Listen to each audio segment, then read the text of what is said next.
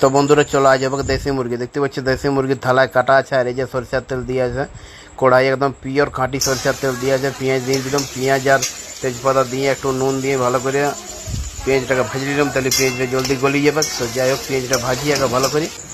দেখতে পাচ্ছ একদম পুরো দেশি লঙ্কা, পিওর দেশি লঙ্কা দেখতে পাচ্ছ একদম গাছের। আর পেঁয়াজ ভাজা চলছে, যত যা মশলা সব এটাই করা আছে, আদা রসুন জিরা ধনিয়া সব দিয়ে পেস্ট করা আছে, পেস্ট হয়ে গেছে। আর দিয়ে নিয়েছি মশলাটা দিয়ে একটু ভালো করে ভাজিয়ে নিই আগে। মশলাটা না ভাজলে হবে না, একটু ভালো করে ভাজি। দেখতে পাচ্ছি পেঁয়াজ একদম তো যাই হোক, মশলাটা বানাইনি একটা ঘট ভালো করে। দেখতে পাচ্ছি একদম মশলা বড় সুন্দর, একদম তেল ছাড়ছে হালকা হালকা করে।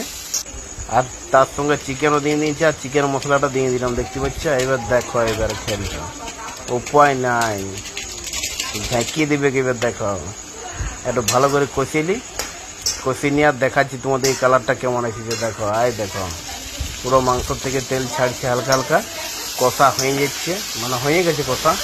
তো এখান থেকে দু পিস তুলি আগে টেস্ট করে দেখি কেমন হয়েছে, তারপর বলছি তোমাদেরকে। দু পিস তোলার পর জল ঢালি দেবো, দেখি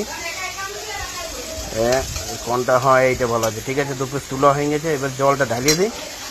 জল ঢালিয়ে নিয়ে বেশি জল দেবো না, কম করে জল দেবো, রুটির সঙ্গে খাবো। তো যাই হোক, ভালোই লাগবে খাইতে বন্ধুরা। তোমরা সবাই ঘুমাও এবারে।